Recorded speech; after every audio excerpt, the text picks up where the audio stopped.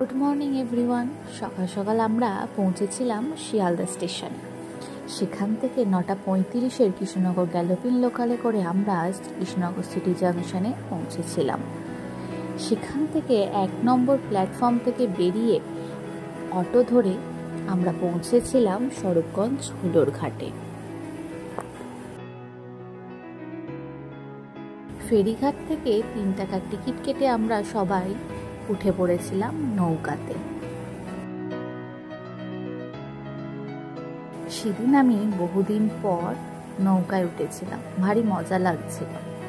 আমরা পার করেছিলাম জলঙ্গি নদী। বর্ষাকালে যেন তার জল আরো বেশি ফুলে ফেপে উঠেছিল।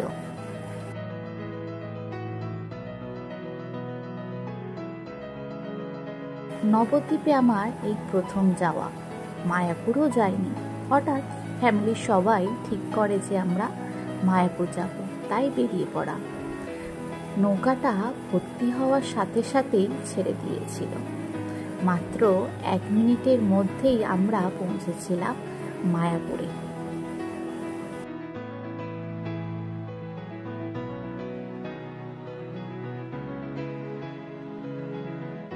ফেরিঘাট থেকে বেরোলেই আপনারা এরকম একটা গেট দেখতে পাবেন। এখান থেকে আপনারা হেঁটেও যেতে পারেন, আবার টোটোতেও যেতে পারেন। আমাদের অনেক লাগেজ ছিল, তাই আমরা 10 টাকা দিয়ে টোটো চেপে 4 নম্বর গেটে পৌঁছেছিলাম। আমাদের যশোদা ভবনে রুম বুক করা ছিল, তাই 4 নম্বর গেটে যাওয়া। এই সেই বড় মন্দির। এখনো এর কাজ সম্পূর্ণ হয়নি। আশা করা যায় 2026 সালের মধ্যে কমপ্লিট হয়ে যাবে। 4 নম্বর গেট থেকে ভিতরে ঢোকার পরেই আপনারা দেখতে পাবেন প্রথমেই রয়েছে নামহট্ট ভবন। এখান থেকে সোজা হেঁটে গেলেই আমাদের যশোদা ভবন পড়ে।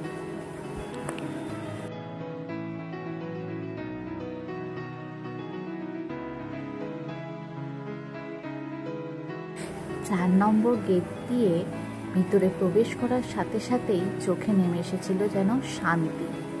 এত চারিদিকে সবুজ গাছপালা আমাকে মনোমুগ্ধ করে দিয়েছিল। এটি ছিল গীতা ভবন। শহরের কোলাহল থেকে যেন একটু আমরা সবাই শান্তি পেয়েছিলাম। অনেকটা এরিয়া জুড়ে এই ইস্কন মন্দিরটি তৈরি হয়েছে। এখানে অনেক ভবন রয়েছে, আপনারা চাইলেই এখানে এসে থাকতে পারেন। কিছু দূর যাওয়ার পরেই আসবে আমাদের যশোদা ভবনের মেন এন্ট্রান্স।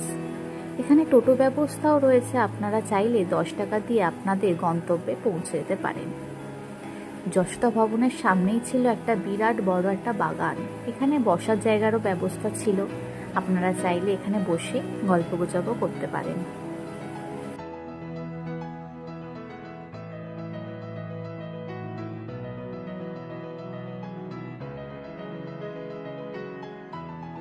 যশোদা ভবনের ব্যবস্থা খুবই ভালো ছিল। পরবর্তী ভিডিওতে আমি এর ভবনের রুম ট্যুর দেব। আশা করি আপনাদের ভিডিও ভালো লেগেছে। টাটা।